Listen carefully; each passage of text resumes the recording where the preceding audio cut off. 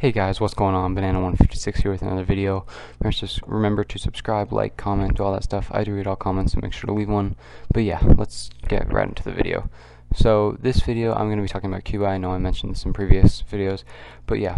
So let's not start from the beginning, but let's start after the revolution in around 1960, where this is a document from the American State Department, and it is about the decline and fall of Castro, referencing Fidel Castro, the leader of the Cuban Revolution. So I just want to read you this document. 1. The majority of Cubans support Castro. The lowest estimate I've seen is 50%. There is no effective political opposition. Fidel Castro and other members of the Cuban government espouse and condemn communist influence. Communist influence is pervading the government and the body politic at an amazingly fast rate. Militant opposition to Castro from without Cuba would only sever his and the would only sever his and the communist cause. The only foreseeable means of alienating internal support is through disenfranchisement, disaffection based on economic dissatisfaction, and hardship. If all of the above are accepted and cannot be successfully countered, it follows that every possible means should be undertaken promptly to weaken the economic life of Cuba. If such a policy is adopted, it should be the result of a positive decision, which would call forth a line of action which, while as adroit and inconspicuous as possible, make the greatest inroads in denying money and supplies to Cuba, to decrease monetary and real wages, and bring about hunger, desperation, and overthrow of the government. The principal item in our economic quiver would be flexible authority in the sugar legislation. This needs to be sought urgently. All other avenues should likewise be explored, but first a decision is necessary as to line of our conduct, which you would wish to have a proposal prepared for the Secretary. What does that document mean? It means from the minute Castro got in control, from the minute after the revolution happened, America was only interested in getting rid of that current government and establishing another puppet government like the one before the revolution. That would just be another puppet for the U.S. government.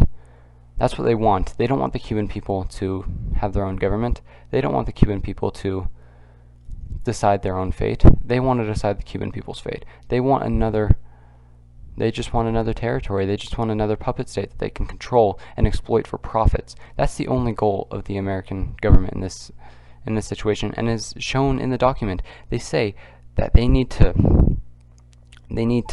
cause hardship, cause hunger, so people get desperate and overthrow the government, and then they can step in, fill that power vacuum, and prop up another fascist dictatorship like they did throughout the Cold War in other places like Chile or Latin America, like Nicaragua, all those places. That's what they want. They wanted to do the same thing to Cuba, what they did to Latin America, and to what they did to, or I guess just Latin America at that time. So, first of all, that is not a very good sign for the U.S. I just wanted to read that document first before we got into it, because I wanted to show that what American intentions were from the beginning of the Cuban government's, the post-revolution Cuban government's, making, I guess. That I wanted to show the intentions. So now, next I want to talk about the protests in Cuba that were around the week of July 11th. I'm pretty sure.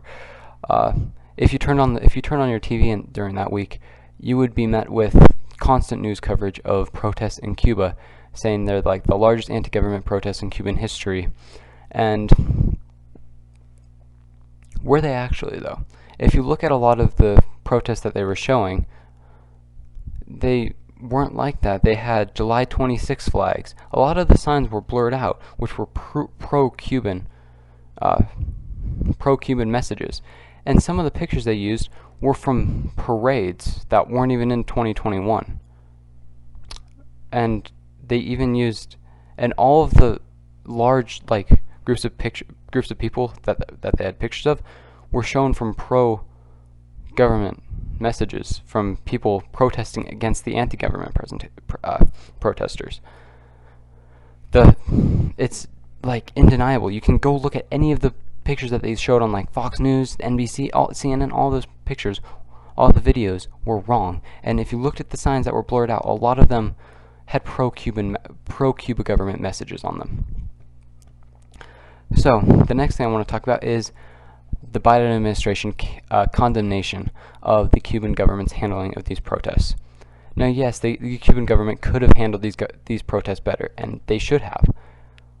But isn't it a bit funny coming from the same country which a year ago had the largest police brutality protests ever, and they had the police grossly mishandling it. It was incredibly terrible to watch the police come in and beat thousands of people. And like, I even saw a video of a police car running over a group of protesters. So I just think that is, yes, Cuba could have done better, but we also did a shit ton worse than them when we had protests. So Cuba should receive criticism, and I am in critical support of Cuba. Like, I will criticize them, but I will also criticize America. And if they make criticisms against Cuba for the same thing that they fucked up a year ago, even more fucked up than what Cuba did, I'm going to mention it. So yeah, the next thing I want to talk about is they often paint Cuba as the U.S. media and the U.S. government often paint Cuba as a authoritarian dictatorship, and they have terrible incarceration rates. Which their incarceration rates aren't very good. And yes, it's not the perfect government by any means, and I could do a whole video criticizing Cuba, and who knows, I probably will actually, because it'd be a good video to make, and it's fun to research stuff about Cuba because I find it really interesting.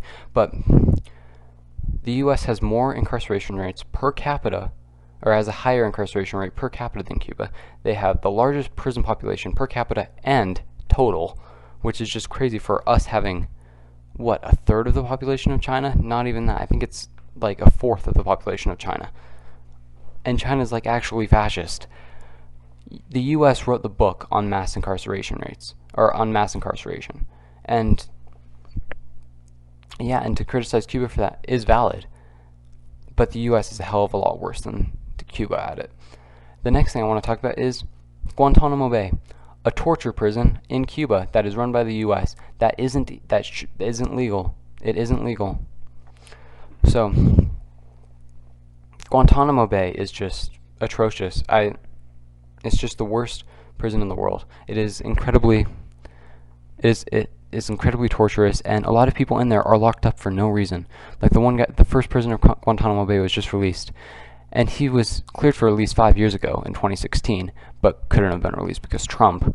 And he was in there for no reason. He didn't know what crime he committed. He was just there. Imagine being shipped off to a foreign country, being locked up in prison for 19 years, not knowing what you did to get there, and then it's just incredibly terrible. So, and that's worse than anything the Cuban government does. So next I want to talk about the embargo and the sanctions on Cuba, which Joseph Robinette Biden has put more sanctions on Cuba and doesn't intend to lift the embargo in any way, shape, or form. And this is just terrible. This isn't caring about the Cuban people. This is trying to create another puppet state. You don't care. The U.S. government does not care about the Cuban people and never will care about the Cuban people. What they care about is imperialism and expanding their borders more. That's what the U.S. government cares about. They don't care about they don't care about Cuba. They don't give a fuck about Cuba. The next thing is, every other country in the UN besides the U.S. and Israel, Israel is a U.S. puppet state at this point, voted to end the embargo, except for the U.S. and Israel. The embargo should have ended a long time ago. It should have never happened. Cuba should be allowed to decide its own future. The Cuban people should be allowed to decide its own future. And Countries like Mexico are sending aid to Cuba right now because they actually care about it. That's what caring about the Cuban people actually looks like. It looks like sending them food or, I don't know, other resources to help them during the COVID pandemic to make sure unnecessary deaths don't happen. That's what actually caring about the Cuban people looks like. Not whatever the fuck our government, not whatever the fuck the U.S.'s government's doing. Next, what was I gonna say? Oh yeah, Joe Biden said that communism is a failed system. If you think it's failed, Joe, lift the sanctions on Cuba. Let Cuba, as a country, run its course. And if communism is failed, Cuba will fail. I think that's fine logic. So let them. Let Cuba decide its own fate. And if communism doesn't work, Cuba should fall, right? Like all the other communist countries did. But you know what? Do you know what would happen if they lifted the sanctions on Cuba? Cuba could have... I don't know if Cuba would achieve this potential, but they have an incredible potential. They already have incredible healthcare. They already have... They could become a great country. They could. That's just what could happen. And the U.S. is scared of that, because if there's an alternative to capitalism that succeeds, what's the merit? If there's an alternative that succeeds, capitalism is under threat. And other countries might look at Cuba and be like, hey, this might not be so bad. Let's have a revolution, or let's reform our way to this point. And yeah, I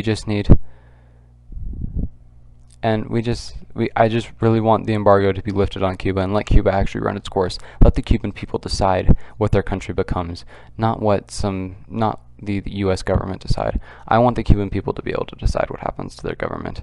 And the only way is to just get rid of U.S. meddling. Just stop meddling in Cuba. Let Cuba do what it wants to do. So yeah, I hope you guys enjoyed this video. This was pretty fun to make. But yeah, I hope you guys all enjoyed. Thanks for watching. Remember to subscribe, like, comment, do all that stuff. And yeah, I'll see you in a couple days.